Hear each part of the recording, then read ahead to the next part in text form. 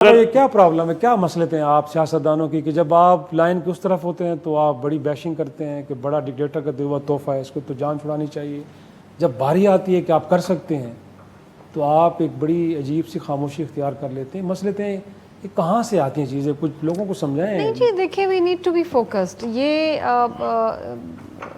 Opposition میں رہنا یا ٹریجری بینچز میں رہنا، یہ چیزیں آنی جانی ہیں. کبھی آپ حکومت میں ہیں، کبھی آپ اپوزیشن کے اندر ہیں. جو فوکس ہے آپ کا رہنا چاہیے کس طریقے سے آپ اس ملک میں جمہوریت کو مزید مستحکم بنائیں، جوڈیشل ریفارمز لے کر آئیں، انتخابی اصلاحات لے کر آئیں، اداروں کو مضبوط کریں. جو ہارتا ہے وہ کہتا ہے جی مجھے ہرا دیا گیا ہے، جو جیتتا ہے وہ دوسرا جو ہے وہ جیتنے والے کی جیت تسلیم ہی نہیں کرتا ہے. کبھی فارم 45 کا مسئلہ ہوتا ہے، کبھی فارم 47 کا مسئلہ ہوتا ہے.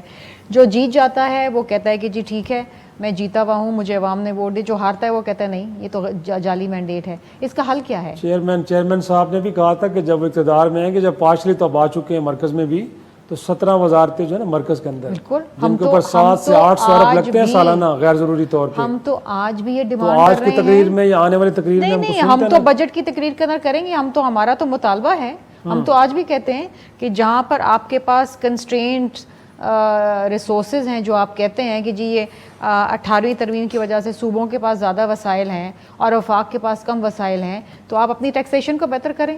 تو ہم امید رکھیں کہ کنڈیشنل ہوگی سپورٹ پیپلز پارٹی کی جانب سے کہ اگر آپ ایسا کریں گے تو ہم بجٹ کو پاس کریں گے. یہ ڈو اور ڈائی والا سچویشن نہیں ہے. ہم اس پوزیشن میں ہیں کہ ہم اپنا مشورہ دے سکتے ہیں اور ہم دے سکتے ہیں. حکومت چلانے کی پوزیشن میں آپ چلائیں تو چلائیں، نہ چلائیں تو نہ چلائیں. نہیں ہے، ہمیں وہ مینڈیٹ نہیں ملا کہ ہمارا وزیر اعظم، اگر ہمارا وزیر اعظم بلاول بھٹو زرداری ہوتا تو اب تک وزارتیں جو ہیں لیکن وزیر اعظم آپ کی مرضی کے بغیر ایک سیکنڈ نہیں رہ سکتا. لیکن ہم انہیں مشورہ بھی دیں گے. ہماری خواہش بھی یہی ہے اور ہم انہیں ایک راستہ دکھا رہے ہیں کہ جہاں پر آپ ریسورسز کی بات کر رہے ہیں تو ان وزارتوں ختم کر کے یو کین سیو 300 ملین. تو اس سے پہلے کہ ہم دوسرے موضوع پہ میں یہ بھی جاننا نہیں ایک سیکنڈ لیٹ می کمپلیٹ. آپ کو وزیر اعظم صاحب سمجھدار ہیں، وزیر اعلیٰ رہ چکے ہیں، ایک بار پہلے وزیر اعظم رہ سکے. ہی نوز کہ یہ ایک اپرچونٹی ہے کہ جہاں پر آپ ریسورسز کو ری ڈائریکٹ کر کے آج کسان جو ہے ہمارے، آج چیئرمین صاحب نے کیا بات کری کہ آپ دیں کسان کارڈ، آپ خریدیں گندم، آپ خریدیں ان کسانوں سے گندم اور بھیج دیں آپ غزہ جہاں پر ضرورت ہے. تو آپ کے پاس ریسورسز ہیں نا، ختم کریں وزارتیں. اس کی ضرورت نہیں ہے. کیوں بٹھائے ہوئے وزیر وہاں پر؟ وہ تو صوبوں کو منتقل ہو گئی ہیں. یہ پیسہ آپ کا بچتا ہے، عوام کی فلاح کے لیے اس کو خرچ کرے نا.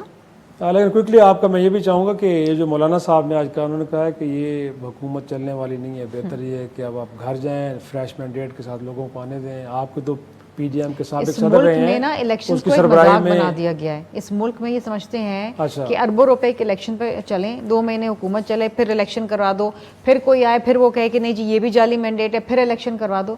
یہ نہیں ہوتی. ملک کے اندر سیاسی، آپ کو پتہ ہے آج جو IMF نے بھی بولا ہے اور جو انٹرنیشنل ڈونرز کی جو ایک ہی بات ہے، پولیٹیکل سٹیبلٹی چاہیے اس ملک کو. جب تک پولیٹیکل سٹیبلٹی نہیں آئے گی اس ملک کے نا فورن ڈائریکٹ انویسٹمنٹ نہیں ہوگی.